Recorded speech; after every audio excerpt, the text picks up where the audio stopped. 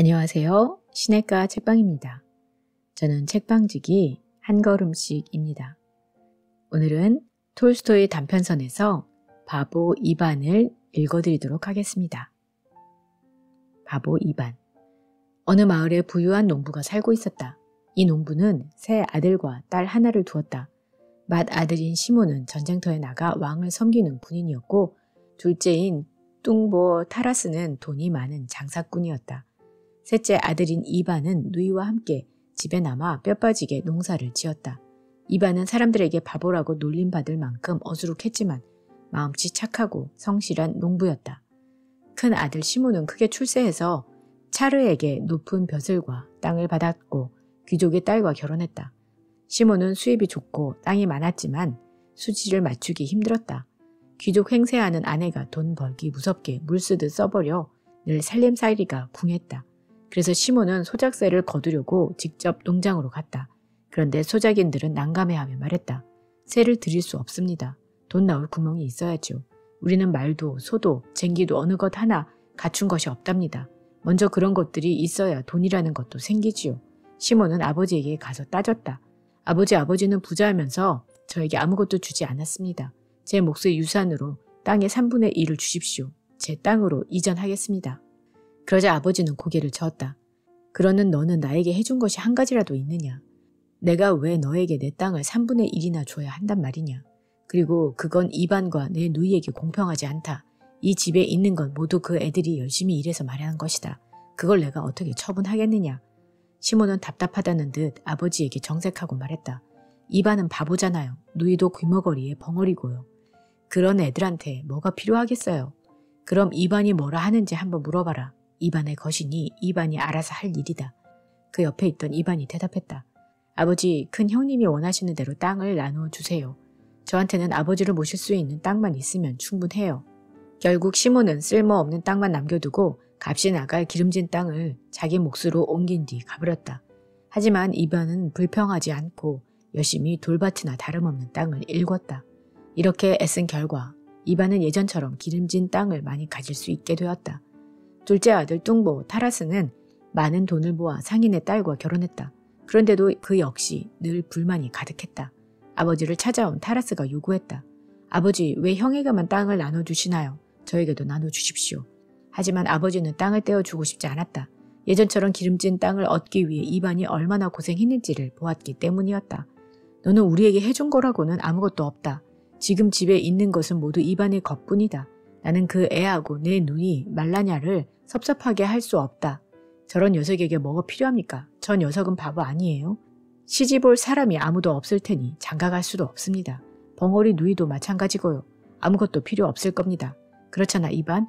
나한테 곡식을 절반만 다오. 나는 연장 따윈 필요 없고 가축 중에서 저 잿빛 순말이나 한 마리 갖겠다. 수말은 밭을 가는데 도움되는 것도 아니잖니. 이반은 웃음을 터뜨리며 말했다. 가지세요. 나는 또 가서 잡아오지요. 타라스도 제 몫을 받아냈다. 그는 곡식을 실어내고 순말을 가져갔다.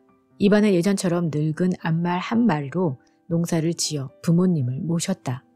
한편 재산을 나누면서도 다투지 않고 헤어지는 모습을 지켜보던 늙은 악마는 몹시 화가 났다.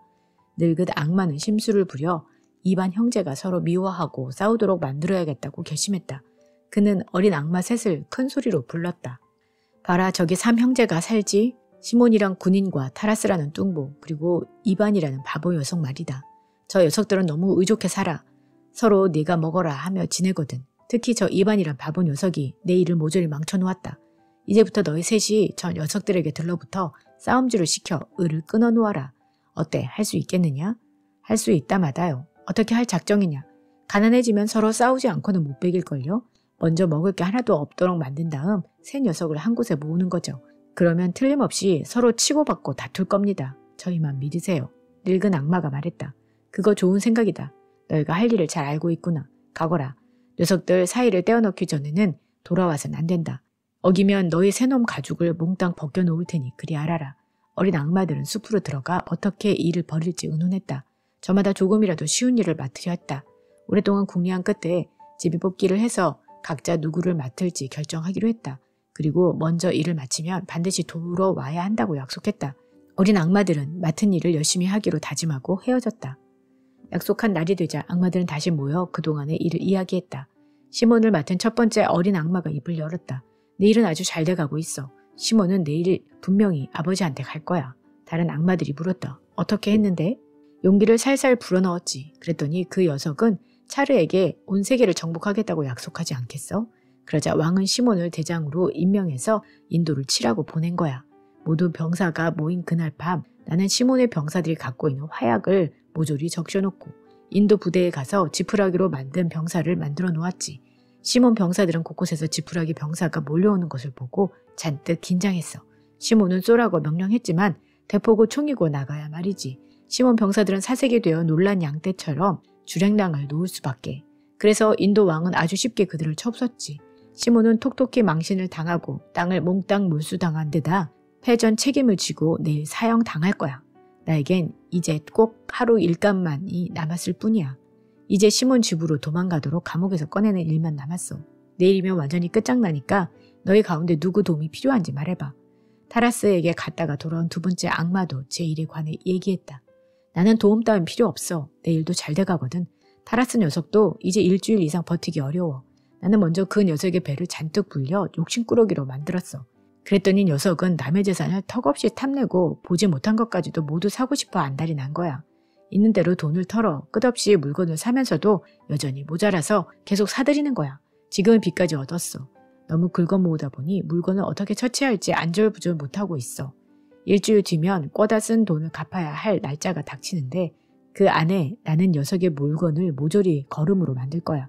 그러면 빚을 갚지 못한 녀석은 틀림없이 제 아비한테 달려갈 거야. 첫째, 둘째 악마들은 자신들의 계획대로 일이 진행되어 아주 기분이 좋았다. 그래서 서로 앞다투어 자신들의 일을 자랑했다. 두 악마는 이반에게 다녀온 세 번째 악마에게 물었다. 내 일은 어떻게 됐지? 그러자 세 번째 악마는 두 악마와 달리 난처한 표정을 짓고 있었다. 그러게 말이야. 내 일은 어쩐지 순조롭지가 않아. 내가 맡은 이반은 참 이상한 녀석이야. 나는 우선 심한 복통을 일으키려고 이반이 먹는 차를 담은 병 속에 침을 잔뜩 뱉어 놓았어. 그런데 이반은 배가 아픈데도 밭에 씨를 뿌리려고 나서는 거야. 그래서 얼른 밭으로 가서 땅바닥을 돌처럼 아주 딱딱하게 만들었지. 녀석이 꼼짝 못하도록 말이야. 그쯤 되면 녀석이 절대 밭을 갈지 못하리라 생각했는데 그 바보 녀석은 말없이 쟁기를 가져와서는 아무렇지도 않게 밭을 갈지 않겠어? 배가 아파 끙끙 앓으면서도 여전히 갈아대는 거야. 그래서 쟁기를 부숴놓았지. 그랬더니 다른 쟁기를 가져와 또다시 갈기 시작하지 뭐야. 나는 땅 밑으로 기어들어 쟁기 머리를 붙들려고 했는데 도무지 붙잡혀야 말이지. 녀석이 쟁기를 누르고 있는 데다가 날까지 날카로워서 손만 마구 베이고 말았어. 이제 녀석은 밭을 거의 다 갈아서 겨우 고랑 하나밖에 남지 않았어. 그러니까 형제들아 와서 좀 도와줘. 우리가 그 녀석을 때려잡지 못하면 모든 일이 허사가 되고 말 거야. 만약 그 바보가 끝까지 남아 농사를 지으면 그의 형들은 별로 어려움을 겪지 않을 거야. 녀석이 두 형을 부양할 테니까 말이야. 시몬을 맡은 악마가 내일 일을 마치고 도우러 가겠다고 약속했다. 다음날 이반은 쟁기질을 하려고 밭으로 갔다. 여전히 배가 무척이나 아팠지만 이제 딱 한 고랑 남은 밭을 마저 다 갈아버릴 작정이었다. 이반은 곱비줄을 세게 치며 쟁기를 돌려 갈았다. 한번 갔다가 다시 되짚어 오려는데 나무 뿌리가 걸린 것처럼 쟁기가 나가지 않았다. 세 번째 악마가 두 발로 쟁기줄에 매달려 누르고 있었기 때문이다. 이반은 참으로 이상한 일이다 싶었다. 아까만 해도 나무 뿌리 같은 건 없었는데. 이반은 도랑에 손을 집어넣었다. 그러자 무엇인가 물컹한 것이 닿았다. 그는 그것을 움켜잡고 밖으로 끌어냈다. 나무 뿌리 같은 새까만 것인데 꿈틀거리고 있었다. 자세히 보니 그것은 흉측하게 생긴 짐승처럼 보였다. 아니 뭐 이런 게 다 있어. 이반은 작은 악마를 번쩍 칠켜들고 쟁기 부리에다 내리쳐 박살내려 했다. 그러자 어린 악마가 소리 지르며 간청했다. 제발 목숨만 살려주십시오. 대신 원하는 건 뭐든지 해드릴게요. 이반은 들었던 팔을 내리고 머리를 긁적였다. 네가 할 수 있는 일이 뭐냐? 뭘 원하는지 말씀만 해주십시오. 배가 아픈데 낫게 할 수 있겠어? 할 수 있고 말고요. 저를 풀어주시면 배를 낫게 하는 약을 찾아드릴게요. 세 번째 악마는 고랑 위에 몸을 구부리고 여기저기 손톱으로 뒤져가며 무언가를 찾더니 이윽고 줄기가 셋 달린 조그만 뿌리를 뽑아 이반에게 건넸다. 여기 있습니다. 이 뿌리만 삼키면 천하의 어떤 아픔도 이내 사라집니다. 이 뿌리는 어떤 병이든 낫게 한답니다. 이반은 뿌리를 받아 줄기를 하나 씹어먹었다. 그러자 아픈 배가 씻은 듯이 나았다. 어린 악마는 다시 차정했다. 자, 이제 놓아주십시오. 저는 땅속으로 들어가 다시는 나오지 않겠습니다. 그럼 잘 가거라. 신의 은총을 빈다. 이반이 말했다.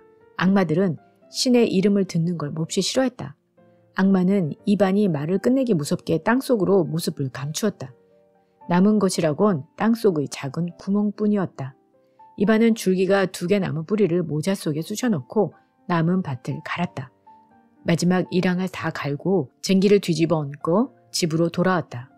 말을 풀어놓고 오두막에 들어가 보니 맏형 시몬이 그의 아내와 함께 저녁을 먹고 있었다. 시몬은 재산을 몰수당한 후 가까스로 감옥에서 도망쳐 온 것이다. 시몬이 이반을 보며 부탁했다. 이반, 난 모든 걸 잃고 집으로 돌아왔다. 새 일자리가 생길 때까지 나하고 집사람을 먹여다오. 그럼요, 그렇게 하세요. 아무런 염려 말고 여기서 함께 지내세요. 이반이 대답했다. 이반이 막 의자에 걸터 앉았는데 시몬의 아내가 남편에게 투정했다. 이반에게서 나는 흙냄새가 마음에 들지 않았던 것이다. 나는 정말로 못 견디겠어요. 고약한 냄새가 나는 더러운 농부와 함께 밥을 먹을 수는 없어요. 그러자 시몬이 이반에게 말했다. 형수가 내게서 나는 냄새를 견딜 수 없다고 하는구나. 너는 문간에서 먹었으면 좋겠는데. 그렇게 하죠. 그렇잖아도 여러 곳을 둘러보며 살필 시간도 되고 말에게 먹이도 줘야 하니까요. 이반은 빵과 겉옷을 집어들고 밭으로 나갔다. 한편 시몬을 맡은 첫 번째 악마는 그날 밤 일을 마치고 약속대로 이반을 맡은 악마를 찾아왔다. 밭에서 한참 동료를 찾아 헤맨 악마는 동료 대신 뻥 뚫린 구멍 하나를 발견했을 뿐이다. 이거 아무래도 예기치 않은 일이 일어난 모양인걸? 그렇다면 내가 대신할 수밖에 없지. 밭은 다 갈았으니 이번에는 풀밭에서 그 바보를 괴롭혀볼까? 첫 번째 악마는 목장으로 가서 풀밭에 큰 물이 들게 하여 땅바닥을 온통 진흙으로 만들어 놓았다. 이런 진흙탕에서 풀을 베기는 힘들 거야. 이반도 이번에는 포기하겠지.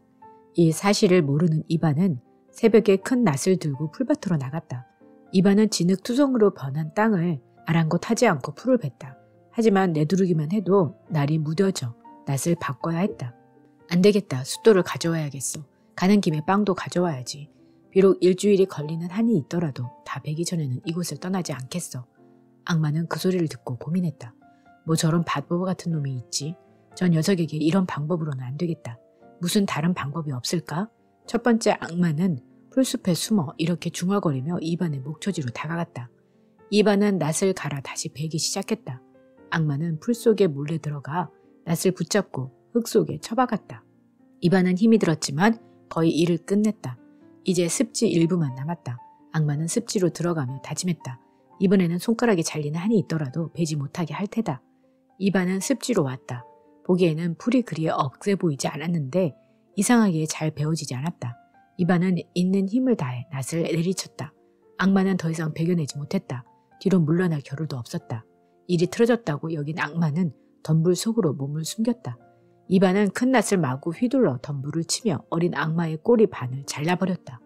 이반은 풀을 다 벤 다음 누이에게 그것을 모으라고 일러놓고 이번에는 호미를 베러 갔다. 이반이 갈고리 낫을 가지고 호밀밭으로 갔을 때 꼬리 잘린 악마가 먼저 와 호미를 마구 흩어놓았다. 잘 베어지지 않자 이반은 다시 보통 낫을 가지고 와 모두 베어버렸다. 자, 이번에는 귀리를 베어야지. 꼬리 잘린 악마는 이 말을 듣고 작정했다. 이번에야말로 저 녀석을 골려줄 테다. 어디 내일 아침까지만 두고 봐라. 이튿날 아침 어린 악마가 달려가 보니 귀리는 이미 다 베어져 있었다. 귀리 나달이 떨어질까봐 밤사이 이반이 말끔히 베어놓은 것이다. 어린 악마는 약이 올라 중얼거렸다. 이 바보 녀석은 내 꼬리를 잘라놓은 것도 모자라 계속 괴롭히는구나. 전쟁에서도 이렇게 힘든 적이 없었는데 이 빌어먹을 놈은 밤에도 잠을 자지 않으니 도무지 당해낼 도리가 없어. 이렇게는 안 되겠다. 이반보다 앞서 생각해야 해. 녀석은 곧 건초가 필요할 거야. 그렇다면 이반이 헛간으로 건초를 가지러 오기 전에 건초를 몽땅 썩혀버려야겠다. 악마는 호밀가리 다발 사이로 기어들어 호밀을 썩히기 시작했다. 그런데 호밀단이 뜨면서 따뜻해지자 그만 꾸벅꾸벅 졸기 시작했다. 한편 이반은 앞말에 수레를 끌고 누이와 함께 호밀 더미를 나르러 왔다. 이반은 기다란 갈퀴로 호밀 다발을 짐수레에 싣기 시작했다. 그런데 이반이 갈퀴를 찔러 넣자 건초 속에서 희한한 비명이 들렸다. 깜짝 놀란 이반이 갈퀴를 들어 올리자 꼬리 잘린 작은 악마가 갈퀴 끝에 꽂혀서는 버둥거리며 도망치려고 애쓰고 있었다. 이반이 호통쳤다. 아니 이놈 보기에 이렇게 못된 게 있어? 왜 또다시 나타난 거냐? 어린 악마가 변명했다. 아니에요. 제가 아닙니다. 당신이 전에 만났던 건 제 형제예요. 저는 당신 형님인 시몬한테 있었습니다. 네가 어떤 놈이건 상관없어. 어쨌든 널 없애버릴 거야. 이반이 갈 길을 내리쳐 박살내려 하자 어린 악마가 사정했다. 한 번만 놓아주세요. 이제 다시는 나오지 않겠습니다. 놓아주시면 당신이 바라는 것은 뭐든 다 해드리겠습니다. 네가 무엇을 할 수 있다는 거냐? 악마가 대답했습니다. 저는 당신이 원하면 무엇으로라도 병사를 만들 수 있습니다. 병사를 뭐에 쓰는데? 이반이 코웃음치며 물었다. 병사들은 당신을 위해 무슨 일이든 할 수 있죠. 노래를 부를 수도 있단 말이지? 그렇고 말고요. 어디 그럼 한번 만들어보렴. 이 호미를 한 단 들어 땅바닥에 반드시 세워 흔들면서 그저 이렇게 말하기만 하면 됩니다. 내 종에게 이른다. 다발로 있을 것이 아니라 짚을 수만큼 병사가 되어라. 이반은 호밀단을 땅바닥에 세워 흔들며 악마가 일러준 대로 했다. 그러자 호밀단은 산산이 흩어져 많은 병사가 됐다. 기수가 앞장서고 고수와 나팔수는 북치고 나팔을 불었다. 이반은 웃음을 터뜨렸다. 그것 참 내 솜씨가 좋구나. 여자아이들이 보면 정말 기뻐하겠는걸? 이제 저를 놓아주세요. 기다려봐. 나달도 털지 않은 호밀단으로 병사를 만들면 나달을 버려야 하잖아. 이렇게 다시 호밀단으로 되돌리는지 가르쳐줘야 나달을 털어낼 게 아니냐. 어린 악마는 친절하게 가르쳐 주었다. 이렇게 하면 됩니다. 병사의 수만큼 짚이 되어라. 그러면 병사들이 사라질 거예요. 이반이 그렇게 말하자 다시 다발이 되었다. 어린 악마가 다시 사정했다. 이제 놓아주세요. 그래 그렇게 하마. 이반은 작은 악마를 밭두렁에 걸쳐놓고 한 손으로 누르며 갈퀴에서 빼주었다. 잘 가거라. 내게 신의 은총이 있기를 바란다. 이반이 신이라고 말하자마자 악마는 물에 던진 돌처럼 금방 땅속으로 들어갔다. 그 자리에는 뻥 뚫린 구멍만 하나 남았을 뿐이다. 그날 밤 이반이 일을 마치고 집으로 돌아왔을 때 둘째 형 타라스가 아내와 저녁을 먹고 있었다. 뚱보 타라스는 돈을 갚지 못해 도망쳐 온 것이다. 그는 이반을 보자 이렇게 말했다. 이반, 내가 다시 장사를 시작할 때까지 집사람과 나를 좀 먹여 살려야겠다. 그럼요, 원하는 만큼 여기서 지내세요.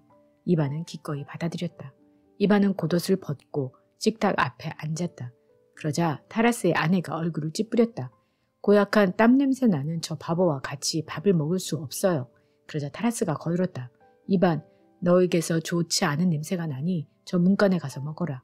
알았어요. 그렇지 않아도 마침 말에게 먹이를 줘야 해요.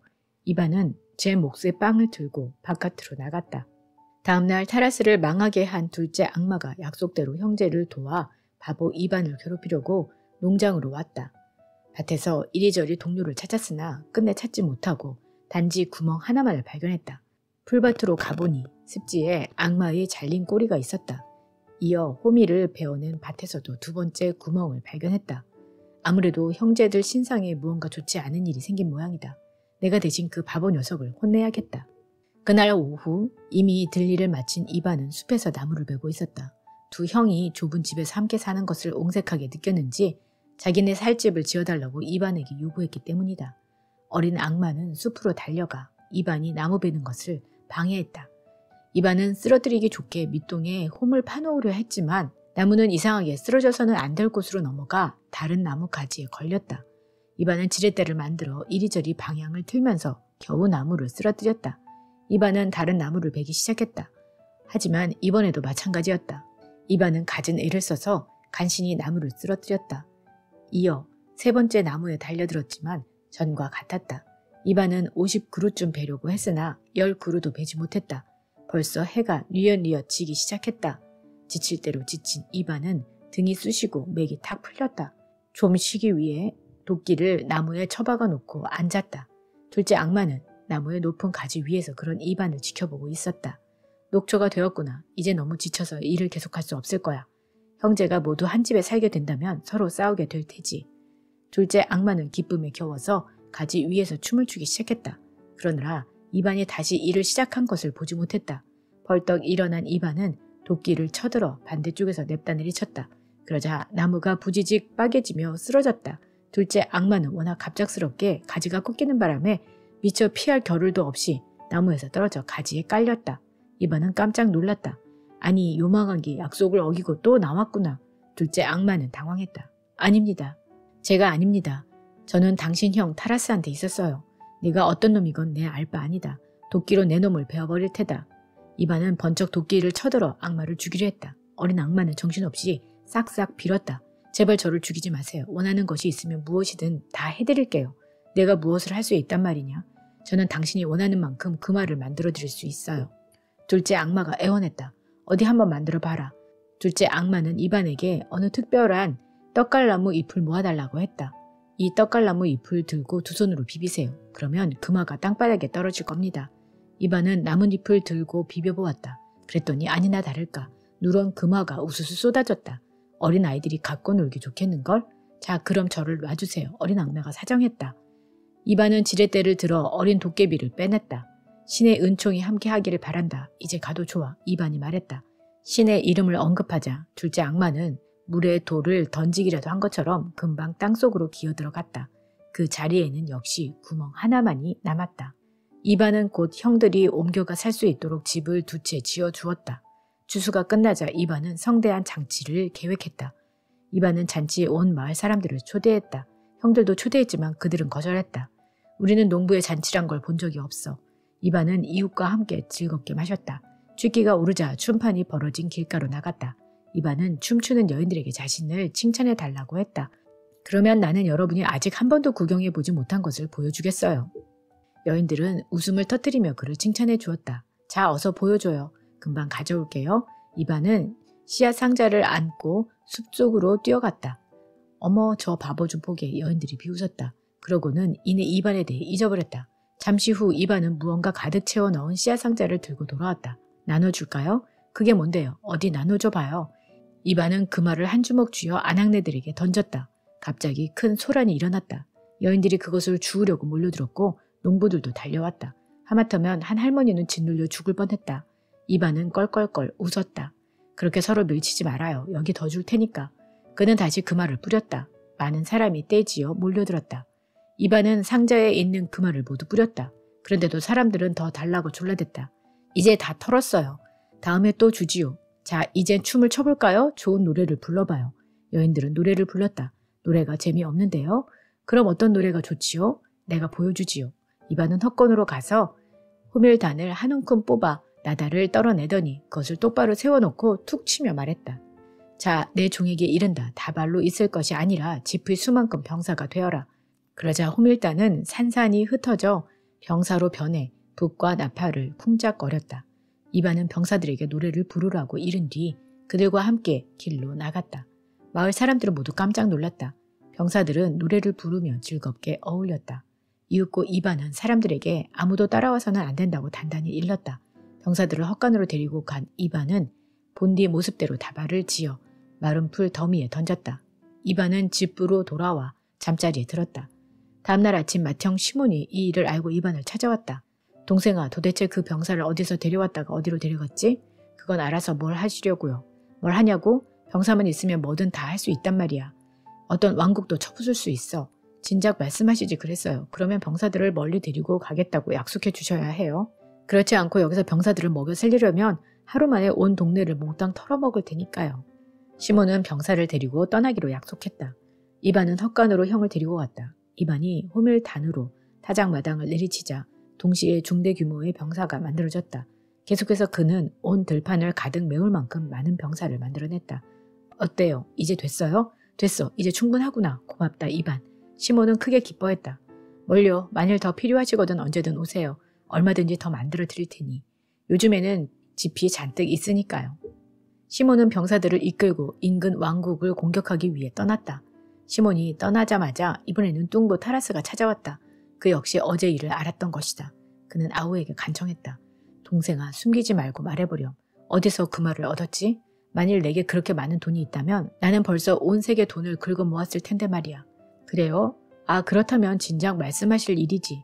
형님께서 원하시는 대로 만들어 드리죠. 타라스는 크게 기뻐했다. 나는 씨앗 상자로 새 상자만 있으면 된다. 그럼 그렇게 하세요. 숲으로 가요. 말을 끌고 가셔야죠. 가져오기가 힘들 테니까. 타라스와 이반은 말을 타고 숲으로 갔다. 이반은 떡갈나무 잎을 훑어내 비볐다. 금화가 쏟아져 산더미처럼 쌓였다. 어때요? 이만하면 됐어요? 타라스는 기뻐 어쩔 줄 몰랐다.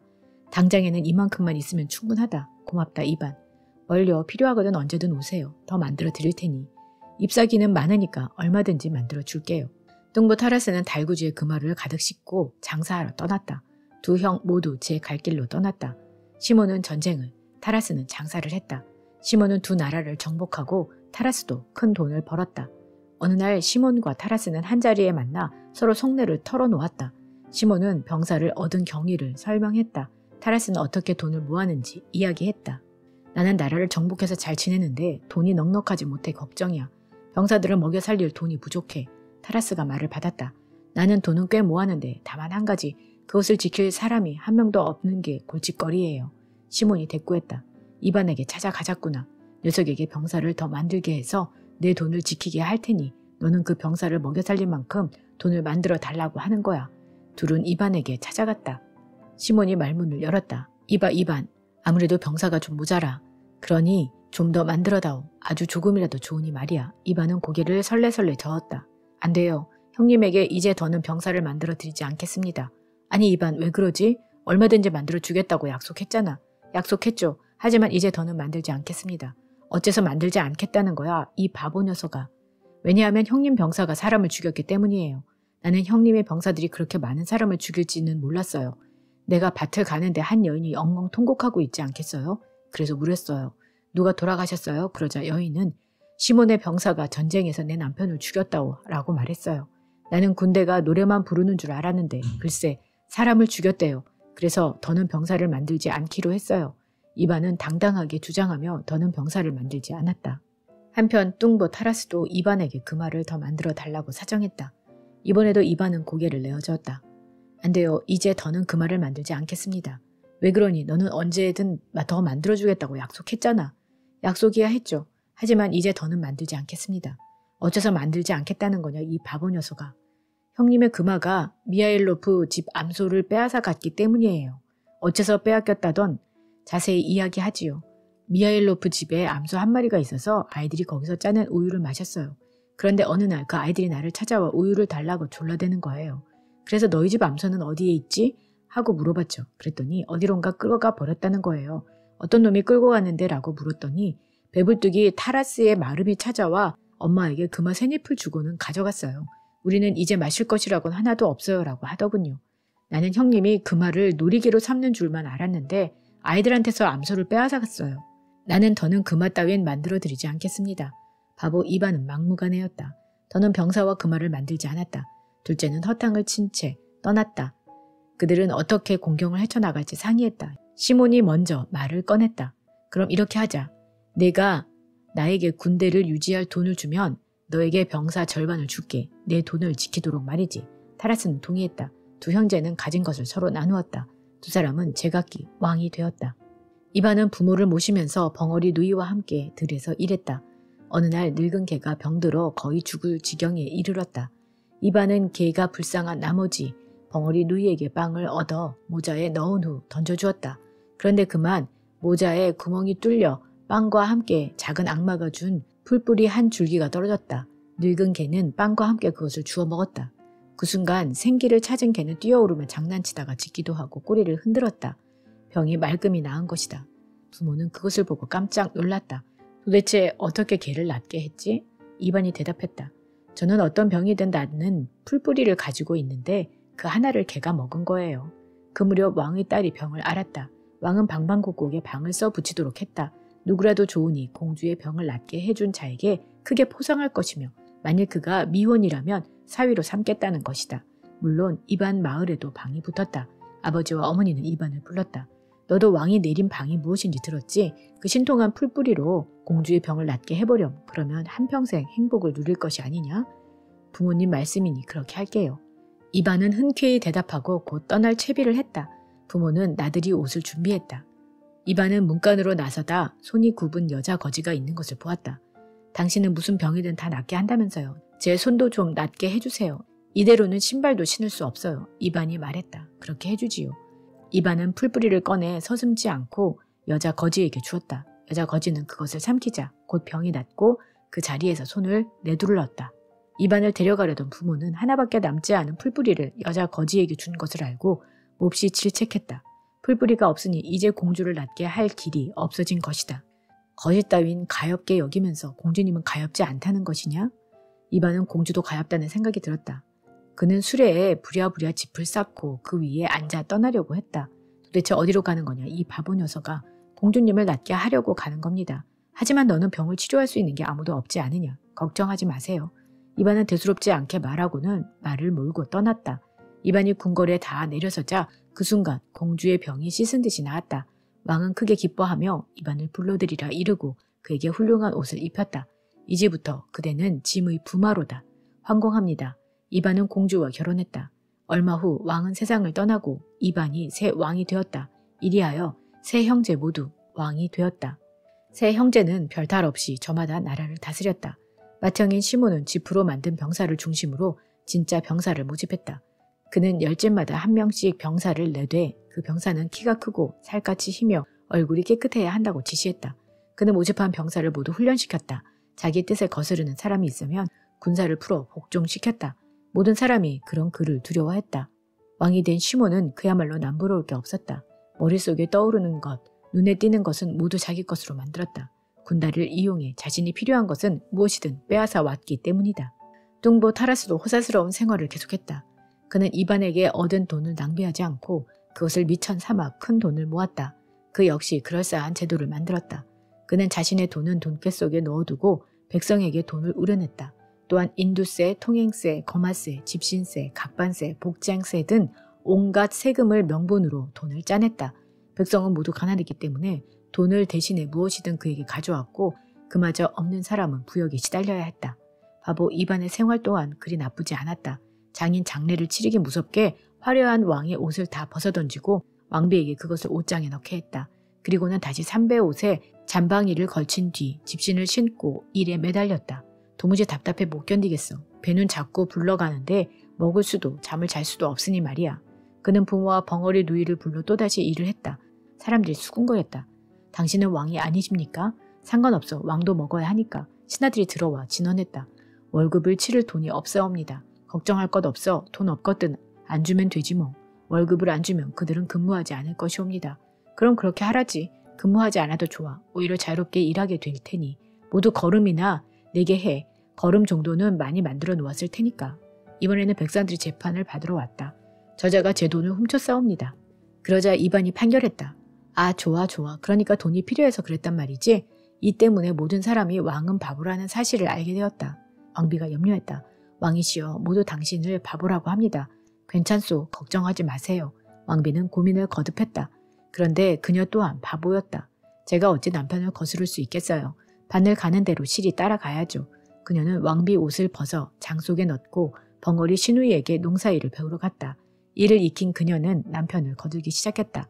똑똑한 사람은 모두 이반의 나라를 떠났다. 남은 사람은 그저 바보들 뿐이었다. 어느 누구도 돈을 갖지 않았다. 그들은 모두 일을 하면서 서로 도와주며 살았다.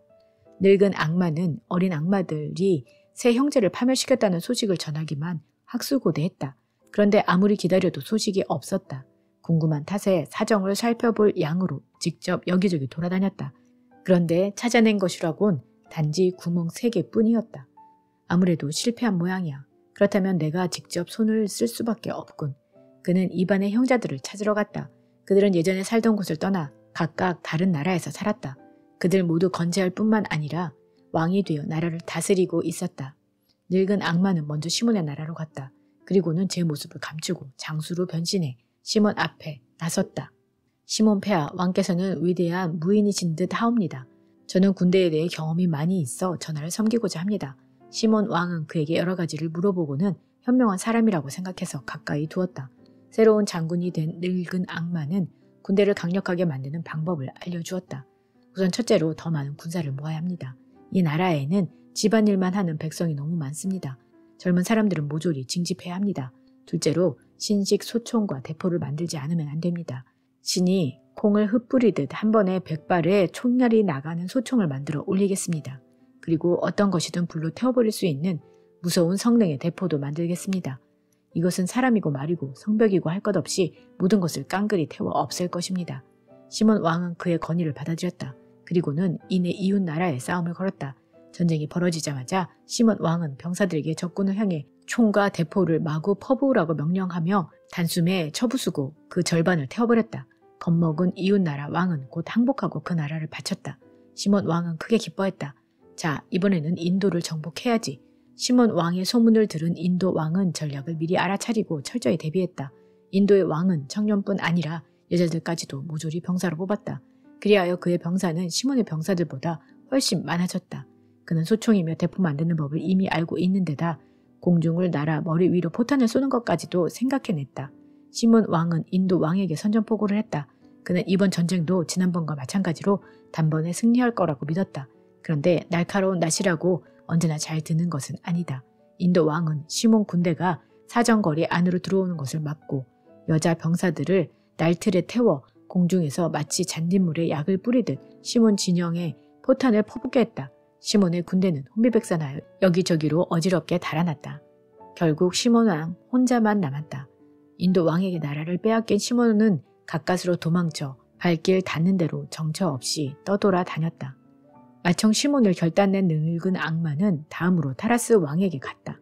그는 장사꾼으로 변장하여 타라스의 나라에 자리를 잡고 선심을 베풀며 마구 돈을 뿌렸다. 이 상인이 모든 물건에 높은 가격을 매겨 돈을 치러주었기 때문에 백성이 그에게 몰려들었다. 백성들은 호주머니가 두둑해져 모든 체납금을 말끔히 처리하고 어떤 세금이건 기한 안에 딱딱 바쳤다.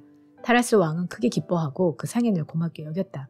타라스는 계속해서 더 많은 돈을 챙기고 갈수록 생활이 나아졌다. 타라스 왕은 자신의 새 궁전을 짓기 시작했다. 그는 백성들에게 목재와 돌을 운반하게 하고 비싼 품삯을 쳐주겠다고 약속했다. 타라스 왕은 전과 마찬가지로 돈 때문에 백성들이 일하기 위해 몰려들 것으로 생각했다. 그런데 제목이며 돌은 모두 그 상인에게 실려가고 일꾼들 또한 그리로 몰려가는 것이 아닌가. 상인은 타라스 왕보다 높게 품삯을 매겼던 것이다. 결국 궁전은 착공만 된 채 좀처럼 공사가 진행되지 않았다. 타라스 왕은 새 정원을 만들기로 계획했다. 가을이 닥치자 그는 정원을 만들 사람을 구했다. 그러나 아무도 일하러 오지 않았다. 모두 상인의 연못 파는 일에 가버렸다. 겨울이 오자 타라스는 새 외투를 짓기 위해 검은 담비 가죽을 사려고 신하를 보냈다. 그러자 신하는 빈손으로 돌아왔다. 그 장사치가 모조리 사들였기 때문에 검은 담비는 없습니다.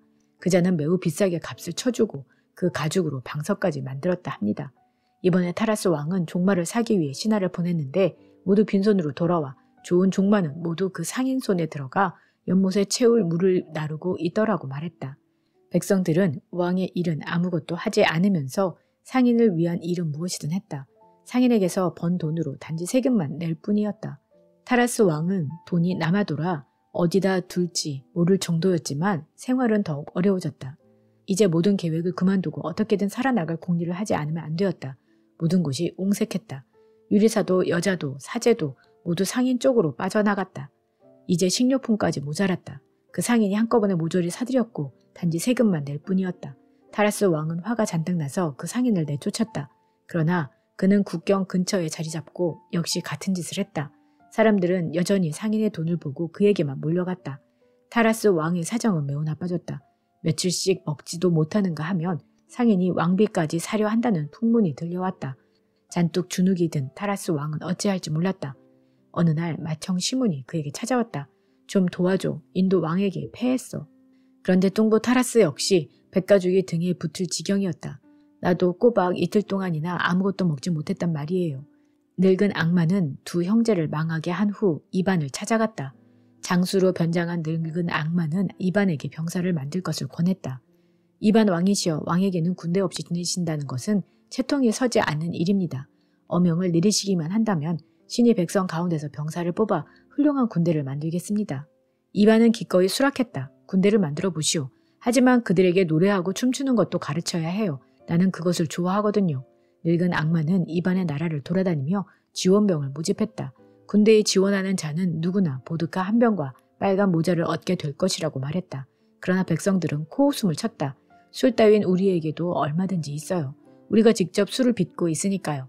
게다가 모자라면 얼룩덜룩한 것은 물론 술이 너울너울 달릴 것까지 갖고 싶은 건 여자들이 언제나 만들어준답니다.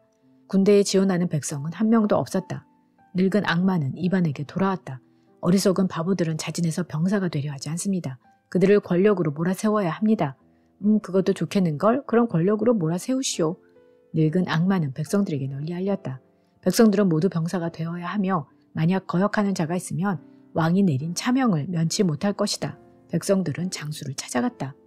당신은 우리가 군대에 지원하지 않으면 왕께서 차명을 내리신다고 하는데 병사가 되면 어떻게 된다는 건 말씀하지 않았습니다. 군대에 가면 목숨을 잃는다는 말이 있던데요. 뭐 그런 일이 없는 것은 아니겠지. 그 말을 들은 백성들은 고개를 저었다. 그렇다면 우리는 나가지 않겠습니다. 어차피 죽는 거라면 차라리 집에서 죽는 게 더 낫지 않겠습니까? 너희는 정말 바보구나. 병사가 됐다고 해서 꼭 죽는 것은 아니야. 그렇지만 병사가 되지 않으면 이반 왕에게 기필코 죽음을 당하고 말 거다. 이 바보들아. 늙은 악마는 화가 나서 소리쳤다. 백성들은 곰곰이 궁리하다가 이반을 찾아갔다. 장수가 우리에게 모두 병사가 되라고 명령합니다. 군대에 나가면 죽지 않을지도 모르지만 나가지 않으면 왕께서 우리에게 차명을 내릴 것이라고 말하는데 그게 정말이십니까? 이반은 껄껄 웃었다. 어떻게 나 혼자서 그대들을 모두 차명시킬 수 있겠소? 내가 바보가 아니었다면 그대들에게 잘 알아듣도록 설명했으련만. 나도 뭐가 뭔지 통 모르겠소. 그러시다면 저희는 군대에 나가지 않겠습니다. 그럼 그렇게들 하시오. 나가지 않아도 좋소. 백성들은 장수에게 가서 거절의 뜻을 밝혔다. 일이 잘 풀리지 않자 늙은 악마는 타르카니아라는 이반의 이웃 나라의 왕을 찾아가 비위를 맞추며 싸움을 부추겼다. 전쟁을 일으켜 이반 왕의 나라를 치십시오.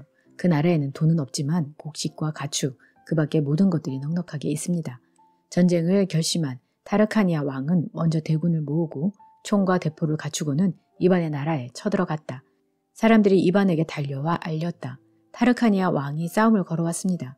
그래, 뭐 싸움을 걸 테면 걸라지. 국경을 넘은 타르카니아 왕은 선발대를 보내 이반 군대의 동정을 살폈다. 그런데 그들이 아무리 돌아다녀도 군대 같은 것은 어디에도 보이지 않았다. 매복했을 거라 생각하고 한참을 기다렸지만 군대에 관한 어떤 소문도 들을 수 없었다. 싸우려고 해도 싸울 상대가 없었다. 타르카니아 왕은 병사를 보내 마을을 점령했다. 병사들이 한 마을에 들어갔다. 마을에 사는 백성들은 병사들을 보고 미심쩍어하며 매우 놀란 눈치였다. 병사들은 곡식이며 가축을 약탈해 갔다.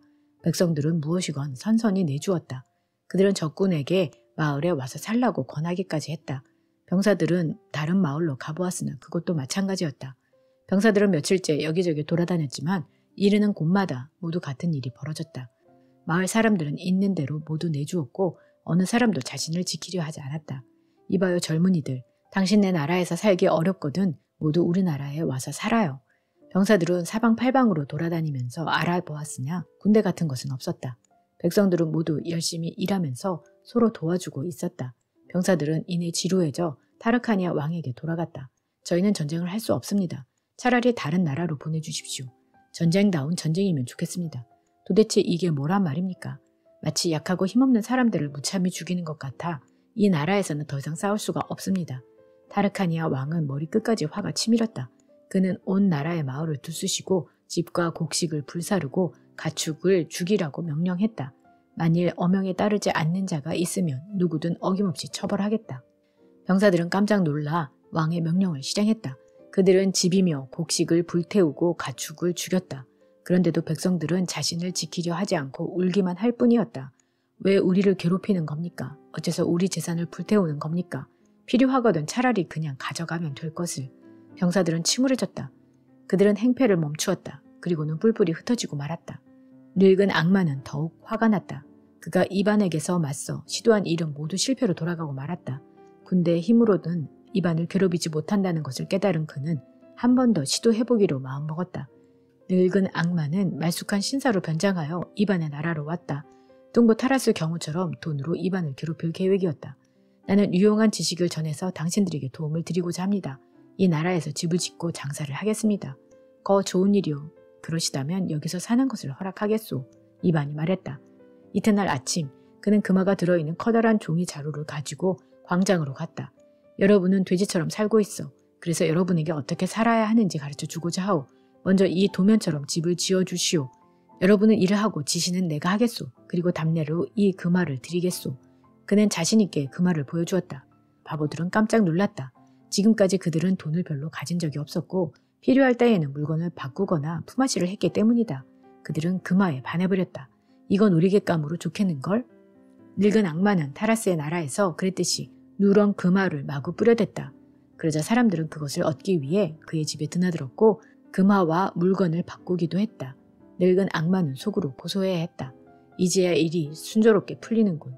이번에야말로 저 바보 녀석을 타라스처럼 엉망진창으로 만들고 말 테다. 저 녀석을 다시는 일어나지 못하게 만들어야지. 백성들은 손에 넣은 금화로 목걸이를 만들려 여인들에게 나누어 주고 여자아이들에게 장식으로 꾸미게 했다. 얼마 후 아이들까지도 가지고 놀 정도로 금화가 흔해졌다. 모든 사람이 많은 금화를 갖게 되자 그들은 더는 얻으려 하지 않았다. 그런데 신사가 계획한 대궐 같은 집은 아직 절반도 지어지지 않았고 곡식과 가축 역시 아직 한 해 버틸 분량도 비축하지 못했다. 신사는 조급해졌다. 나한테로 일하러 오시오. 곡식과 가축을 가지고 오시오. 어떤 물건이든 어떤 일이든 그 대가로 많은 금화를 주겠소. 그런데 누구 한 사람 일하러 오지 않았고 무엇 하나 들고 오는 사람도 없었다. 이따금 어린아이들이 와서 달걀과 금화를 바꾸거나 금화를 받고 물건을 날라다 주는 정도가 고작이었다. 말쑥한 신사는 먹을 것이 없을 정도로 곤란에 처했다.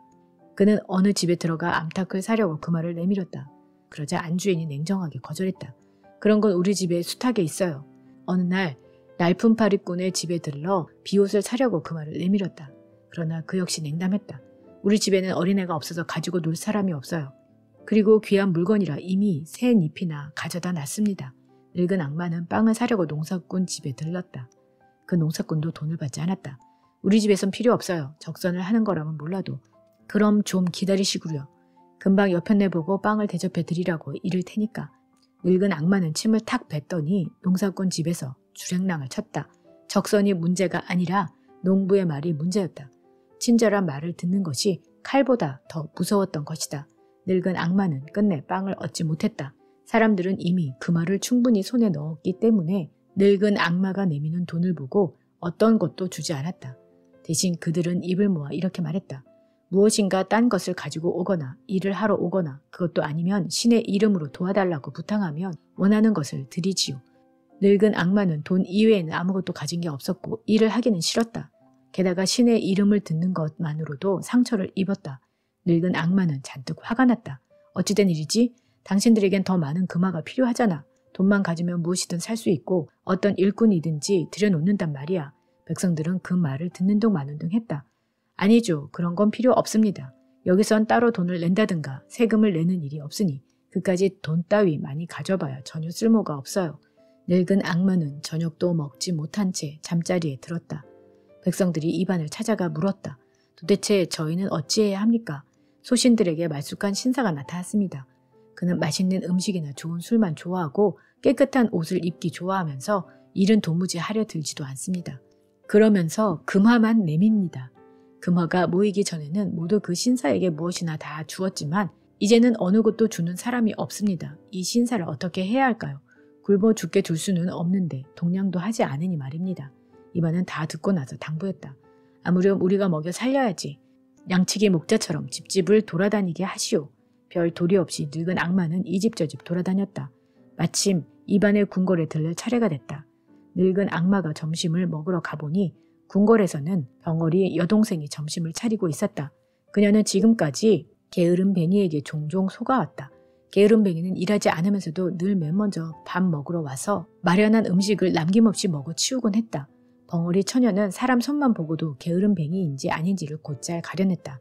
그녀는 굳은 살이 손에 박인 사람은 식탁에 앉혔지만 그렇지 않은 사람에게는 먹다 남은 찌꺼기를 주었다. 늙은 악마가 식탁에 앉자 벙어리 처녀는 여느 때처럼 얼른 그의 손을 슬쩍 살펴봤다. 굳은 살은커녕 깨끗하고 매끈한 데에다 손톱도 길게 자라 있었다. 벙어리 처녀는 우물우물 뭐라고 외치더니 그를 식탁에서 끌어냈다. 그러자 이반의 아내가 늙은 악마에게 말했다. 우리 시누이는 굳은 살이 손에 박이지 않은 사람에게는 먹을 것을 주지 않아요. 하지만 걱정하지 말고 잠깐 기다리세요. 다른 사람들이 다 먹고 난 뒤에 남은 것을 드시면 돼요.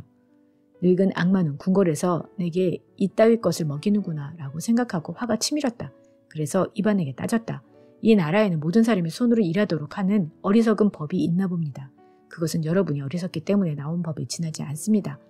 많은 어려운 일이 머리를 쓰는 사람들에 의해 이루어진단 말입니다. 우리는 그런 걸 다 알 수 없소. 우리는 대부분 손과 등으로 일을 하지. 그건 말하자면 여러분이 바보이기 때문에 그렇습니다. 제가 어떻게 머리로 일하는지 요령을 가르쳐 드릴까 합니다. 그러면 여러분도 손보다 머리로 일하는 쪽이 낫다는 것을 아시게 될 것입니다. 이반은 놀랐다. 그게 바로 우리가 바보로 불리는 이유란 말이오. 늙은 악마가 설명했다. 머리로 일한다는 것은 결코 쉽지 않습니다. 지금만 해도 제 손에 굳은 살이 박이지 않았다는 이유로 제게 이런 것을 먹으라고 줬지만 그것은 말입니다. 설명하자면 머리로 일하는 것이 100배나 더 어렵다는 것을 모르기 때문입니다. 때로는 머리가 부서지는 수도 있으니 말입니다. 이반은 생각에 잠겼다. 머리가 부서지더니 과연 쉬운 일은 아니로군. 한데 어찌하여 그대는 자신을 괴롭히는 거요. 그보다 차라리 그대의 손과 등을 써서 더 쉬운 일을 하면 될 게 아니오. 늙은 악마는 계속 말했다. 제가 스스로 괴롭히는 것은 바보인 여러분을 불쌍히 여기기 때문입니다. 만약 그리하지 않으면 여러분은 영원히 바보로 살 겁니다. 저는 여태 머리로 일해왔으니 이제부터 여러분에게도 그 방법을 가르쳐 드릴까 합니다. 이반은 큰 악마의 말에 크게 감명을 받았다. 그럼 손이 지쳤을 때 머리로 대신할 방법을 가르쳐 주게. 큰 악마는 이반 나라 백성에게 머리를 써서 일하는 법을 가르쳐 주겠다고 약속했다. 이반은 온 나라에 방을 붙였다. 훌륭한 신사가 나타나 여러분에게 머리로 일하는 법을 가르쳐 준다고 한다. 손보다 훨씬 많은 벌이를 머리로 할 수 있다니 모두 배우러 나오라. 이반은 높은 망대를 세웠다. 거기에 반듯한 사다리를 걸치고 단을 마련했다. 이반은 사람들이 신사의 모습을 잘 볼 수 있게 신사를 그곳으로 안내했다. 백성들은 손을 쓰지 않고 머리로 일하는 방법을 신사가 실제로 보여준다고 여겼다. 그런데 늙은 악마는 말로만 떠들 뿐이었다. 바보들은 뭐가 뭔지 좀처럼 이해할 수 없었다. 그래서 그들은 잠시 바라보다가 자기 일을 하러 뿔뿔이 흩어졌다. 늙은 악마는 온종일 망대 위에 서 있었다. 다음 날도 내내 그곳에 서서 줄곧 짓거려댔다. 그는 아무거나 조금이라도 먹고 싶었다. 그런데 백성들은 만약 그가 손보다 머리로 일을 더 잘할 수 있다면 빵찜은 실컷 만들 것이라고 단정했기 때문에 빵을 줘야겠다는 생각은 아예 하지도 않았다. 늙은 악마는 날마다 단 위에서 짓거렸다. 사람들은 가까이 다가가 잠시 바라보고는 이내 또 이리저리 흩어졌다. 이반은 궁금해서 신하에게 물었다. 어떤가? 그 신하가 머리로 일하기 시작했나? 아닙니다. 여전히 짓거리기만 할 뿐입니다. 종일 단 위에서 보내다 쇠약해진 늙은 악마는 비틀거리기 시작했다. 그러다가 그만 기둥에 머리를 부딪혔다. 한 사람이 이것을 보고 이반의 아내에게 알렸다. 그녀는 곧 들에 나가 있는 남편에게 소식을 전했다. 얼른 가시죠. 신사가 드디어 머리로 일하기 시작한 모양입니다. 그게 정말이요? 이반은 서둘러 망대에 갔다. 굶주림에 지친 늙은 악마는 비틀거리며 발판을 세기라도 하듯 사다리를 따라 거꾸로 떨어졌다. 떨어지면서 다리가 밧줄에 걸렸고 몸이 좌우로 흔들리면서 머리가 탑의 벽에 부딪혔다. 사람들이 소리쳤다. 드디어 머리로 일을 한다. 이반은 머리를 끄덕였다. 아하, 머리가 부서지는 수도 있다고 하더니 정말이구나. 하지만 저렇게 일하다가는 머리가 남아남지 않을 테니 차라리 손을 거칠게 하는 게 낫겠다. 그 순간 밧줄이 끊어지면서 늙은 악마는 땅으로 떨어져 머리를 쳐박고 말았다. 얼마나 많은 일을 했는지 보려고 이반이 다가서자 벼랑간 땅바닥이 쫙 갈라졌다. 늙은 악마는 땅속으로 빨려 들어가고 구멍만 하나 남았다. 이반은 머리를 긁적거렸다. 아니, 이런 빌어먹을 게 있나. 또 그놈이란 말인가. 그놈들이 아비인 게 분명하구나. 정말 지독한 놈도 다 있구나. 그 후로도 이반과 백성들은 열심히 일을 했다. 그래서 누구도 부럽지 않을 정도로 평화롭고 풍요로운 나라를 만들었다. 많은 사람이 이반의 나라로 몰려왔다. 두 형들도 찾아와 이반에게 의지한 채 살아갔다. 누군가 찾아와 우리를 좀 먹여 살려주세요 라고 하면 그는 언제나 기꺼이 대답했다. 그렇게 하시오. 여기엔 없는 게 없으니 와서 사시오. 그런데 이 나라에는 단 한 가지 중요한 관습이 있었다. 손에 굳은 살을 박인 사람은 식탁에 앉을 수 있지만 그렇지 않은 사람은 식탁 아래에서 먹다 남은 찌꺼기를 먹어야 하는 것이었다. 네, 오늘은 톨스토이의 단편선 중에서 바보 이반을 읽어드렸습니다. 저도 톨스토이 작가를 참 좋아하는데요. 그의 여러 명작이 있지만 그의 단편 소설들은 간단하면서도 명료하고 또 톨스토이의 생각을 잘 알 수 있으면서 하나님께서 인간에게 무엇을 바라시는가를 잘 전달하는 도구였다고 생각이 듭니다. 여러분에게도 의미 있는 시간이 되었기를 바랍니다. 그럼 다음 시간에 뵐게요. 안녕히 계세요.